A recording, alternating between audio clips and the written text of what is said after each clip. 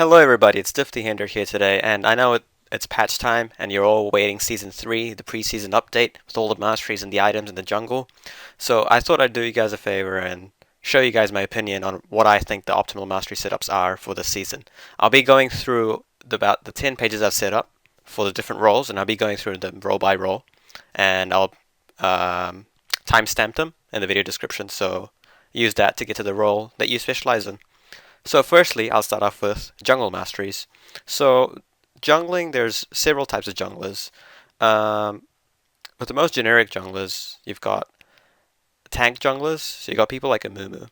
And with these people, you're most likely want to have 21 defense just for the sheer durability you need late game.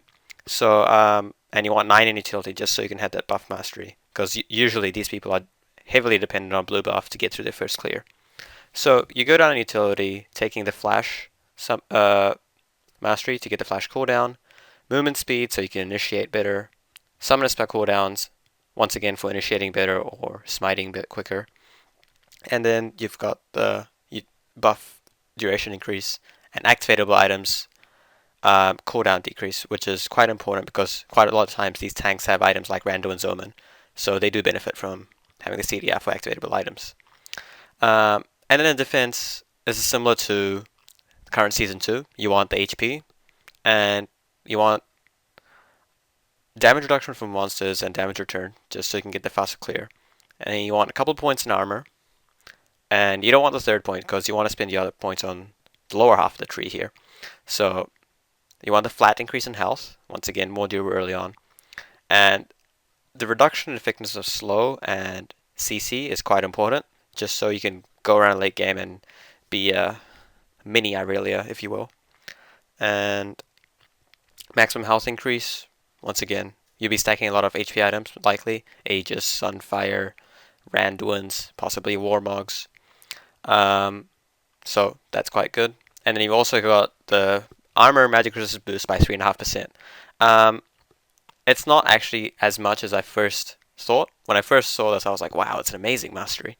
But if you think about it, if you have 100 armor, it increases your armor magic resistance by 3.5, which isn't too great because most games you won't have more than 200 flat of each.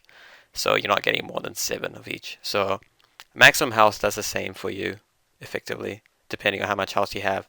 And there's a break-even point somewhere in the 2000s. I haven't done the exact math yet, so depending on how you think you're going to be building, choose between one of these two to max completely. Not too much of a big deal. And then you want the final damage reduction. So that's tank junglers. And then you've got the heavy assassin type 80 junglers. So this is like your, pure damage Riven build or pure damage Lee Sin or assassin Nocturne. These types of guys, you want a lot of damage. So you're going to go 21 on offense just to get the sheer 80 power. So you've got attack speed, minion damage boost for faster jungle clear, attack damage increase again, armor penetration increase, more attack damage, more armor penetration, once again more damage increase, and damage increase, attack speed increase. So very, very strong. The only thing you might not want to do here is take this point where you get critical strike damage. So that's 3 points you might save because depending on your build, you might not build critical damage. And you might better find these points invested in the defense tree somewhat closer to that structure. And then you just put 9 points in defense as before. And just to survive the jungle, because if you go 2109, you're going to have a very difficult time surviving the jungle. So that's Assassin 80 jungler type. And then we've got 921 Bruiser jungles. So these are, once again, Lee Sin and Nocturne, but on, let's say, a tankier build. So you want an Aegis Lee Sin, not a Bloodthirster Lee Sin. So with these types of people, it's a bit more supporty. So you're not looking to be the assassin. You're looking to be more of a, playmaker as opposed to the one actually finishing off the plays. So you want some CDR, just so you can get your abilities out much quicker, or you want the attack speed, depending on the type of champion you are. I just put the attack speed here, CDR here, just so you can swap it out. And then you've got attack damage increase again, and armor penetration, just for more damage. You could alternatively take a couple points of this, and put it in the bonus damage for minions. Actually, let me just do that. I don't know why I haven't done that. And is that what I had? Yeah. Now that's much better setup there. So you can do more damage to minions. And once again, 21 defense with a similar setup to how it was before. So that's your Bruiser jungle page. These are all generic pages, keep in mind. There will be quite a few specialist pages that I won't cover. So for example, something really, really specialist such as a Kale jungle, for example, which is quite unique. And then you've got the support tank jungle. So these are like your Maokais. So for here, you want some... I don't know why I keep doing that. You want some bonus damage to minions and Masteries. Oh, wow. Okay, can I still operate this? Oh, that sucks, Adobe Air.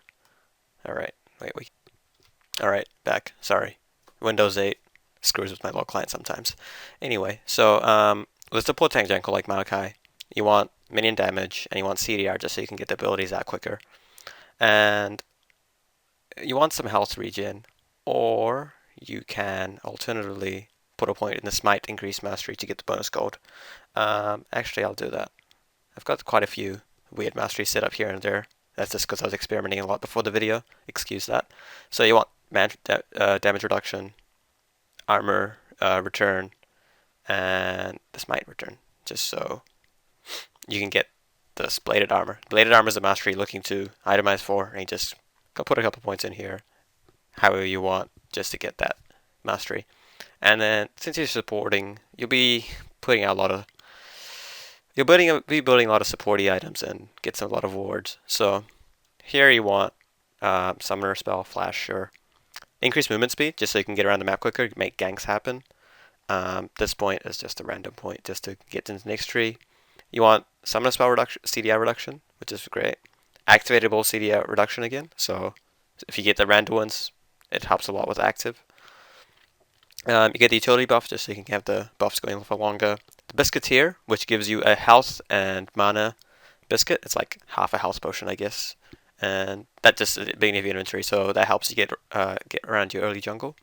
You get a ward in your early jungle, so you can protect your jungle better, or drop a 1 at the enemy jungle entrances. So helps a lot with the level 1 fights.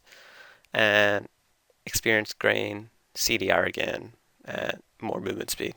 So basically you want to get around the map a lot quicker, provide a lot more for your team in terms of wards and coverage, and just be a nice guy. That's what supports do, right? Alright, so that's the major jungle pages. And now it's time to go to 80 carries. Now 80 carries, I'm sorry to say, there's really not much variety for you here. 21.9 it is, as it always was. So you want attack speed? Take a point. So for the ignite or the exhaust, if you're taking those summoner spells, attack damage increase, armor penetration damage increase, critical damage increase, attack speed increase, attack damage increase, armor penetration increase, even more damage increase. Basically, you're just damaging everything here. That's quite easy to figure out. Just everything on the left half of the Hoffenstry, it's yours. And then a defense here, once again, you want to reduce damage taken from monsters, because early game when you're trading in lane, there are a lot of minions, and a significant portion of the damage is from minions, so damage reduction is extremely strong here, as it always was. Health increase, because you don't actually, the health regen and the summoner spells are not something you're ever going to be taking, unless you're taking cleanse, in which case you want to put a point here. You want to max out your armor, because the enemy AD carries the majority of the damage in the lane, and get a couple of points of magic resist, because supports do quite a lot when you have people like Sona. Alternatively, you can be completely crazy and just put 9 points in utility to get mana regeneration so you can spam abilities. However, I don't recommend that, and you will get hurt quite a bit.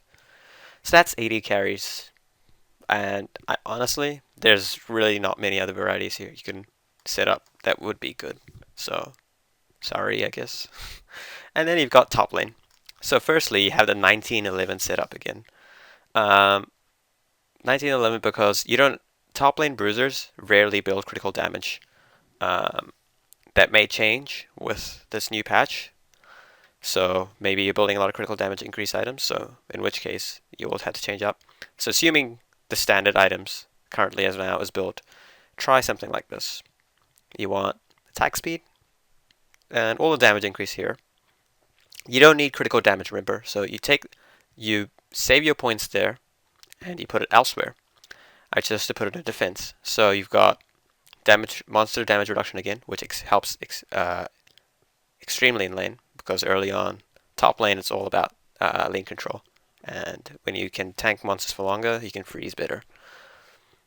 Then you've got armor increase and damage reduction from enemy champions, which is also extremely strong. And then you've got one extra point that you can do whatever you want with. So you take that point across, and you can choose between turret damage reduction or slow reduction or another point of magic resist. Choose between one of these three. They're all great. Choose between what you want. So if you're going to be tower diving a lot, do you think you're going to be tower diving a lot? Safeguard works great. If you think you're going to get kited a lot, Relentless works great. If you think you're going to be facing a lot of AP team, Magic Resist works great. So that 11th point is really a choice. And ideally, I'd like to go into this mastery here, but I need to invest more points in defense to go down there. So that's the 1911, damagey type top lane. So that's what I would take on the Lee Sin top, because I really want to get that early advantage. So I'd take a lot of damage. And then you've got the tankier 80 bruiser. So this is something I'd take on like a most bruisers, I'd say. Let's say Jax maybe. I'd want the attack speed and attack damage per level, armor penetration, and I'd stop there because I don't want to invest so heavily in damage that I'm very squishy. So I take some of my points and I put it in defense. And once again, I reduce damage taken from monsters and champions, because that's really important. And then I take the block mastery, which is very, very, very strong. Reduce damage taken from champion basic attacks by 3. That's on top of the 2 here, so that's 5 now. And that's 3 more than there was last season, so it's extremely strong. Ensure you take that. I might always recommend take 921 over 1911 top, just because of this mastery, to be honest. And then you've pretty much got 4 points left to choose after you put some points into tenacity reduction. So either you can go to increase your maximum health and then damage taken, or you can increase your bonus armor magic resist and take damage taken. Once again, this depends on how you choose to build your champion. So if you're going to be building a lot of HP, you might want this to boost even more HP, because if you have HP scaling like Olaf or Bundo, you want increased maximum health. However, if you're going to be building a lot of HP and not many resistances, and you don't scale with that well off HP, you might want the armor magic resist, just so you get actually tankier. And put the final point here. And I've got 1 point in reinforced armor, just so that you don't get ripped apart by 80 carries late game. 10% damage reduction is like a ninja tabby on top of a ninja tabby, if you know what I mean. So extremely strong there. And I'd probably go 21 in defense every time I go top lane, 80 bruiser, just because it's so strong with the block and the tenacity reduction, and if you want the slow reduction and bonus armor magic resist, and it's just it makes you extremely durable. I expect to see some nerfs to this mastery. That's ridiculously strong. Okay. And then you've got... Okay, that's top lane. That's my top lane mastery setup. Done. That was only for 80s. I'm not trying to do specialist ones for AP. So that's top lane done. Now we move on to AP carries. Once again, similar to 80 carries, there's really only one viable setup, and that's just putting everything in the right side of offense in. That's just AP, AP, AP, AP, AP. You've got this interesting one called Spell Sword, which gives you 5% of ability power magic damage. So if you've got 500 AP, it's going to deal 25 extra magic damage on each basic attack. Not insanely powerful, not too weak. It's nice having it. It could be the difference between a kill late game or a close escape, so worth taking. You don't need the damage to turret increase unless you're a split pusher like TF maybe. And the damage increase on Havoc is not too great. So that's a standard setup, and you want the 4 damage increase to monsters just so you can last it easier, because mages usually have a low base AD. As for your other 9 points, you'd generally be a heavy mana user, so you want the mana regen and the flat mana increase masteries, and you want the utility buff, just so you can have blue buff longer. And that's AP, and if you're a mana list user, take the 9 points from utility and put it into defense, similar to all other pages I've shown you before. Just monster minion reduction damage, flat magic resist increase, 1 reduction from champion, and that should be your mana list AP as well. These are not specialist pages once again. These are generic pages. So that's your AP. Now we've got 1 role left, and once again this is a specialty role, so it's hard to make generic pages for this, but you can have 0, 9, 21, 0, 21, 9, similar to this season. So with 0, 9, 21, this is for your support. You know, I'm going to do everything support does, not be too tanky, and I'm going to put 21 points in utility. So you want mana regen, just so you can have some abilities in lane. You want activated item cooldown reduction max. This is extremely key this season, especially. There are so many activated items. You've got the twin wraith collars. You've got the what's its name? The Andres Torment? No, the one that cleanses and heals the AD carry, and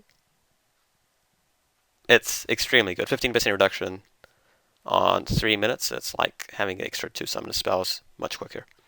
You want the 25% increased solution range for the first 5 seconds. That's extremely useful because late game, when you're placing a ward, sometimes you don't get the opportunity to place a ward in the same place ever again. So having that extra vision range could be the difference between you knowing if they're baroning or not. Not including game sense, of course. And then they increase gold because you want gold. Take a biscuit just so you can have extra health and mana early game, and the ward, which helps early game again. And you want the pickpocket for absolutely. You definitely want pickpocket here. Just because you spend so much time in lane, basic attacking the enemy support or the enemy AD carry. You'll make so much gold from this, if you're a champion like Soraka. If you're like someone like Leona, maybe it doesn't make as much sense. However, it's extremely strong, so make sure you take it. You could even go 0, 9, 21 top lane if you are so inclined. However, that does leave you as a farm top lane. You don't expect to get any kills with a 0, 9, 21 top lane page unless you're outplaying the opponent heavily. And you got more CDR and movement speed. That's 0, 9, 21 support. And then we got the tankier support where you go 0, 21, 9, similar to the other pages. And make sure you take block. Best mastery in this whole tree. And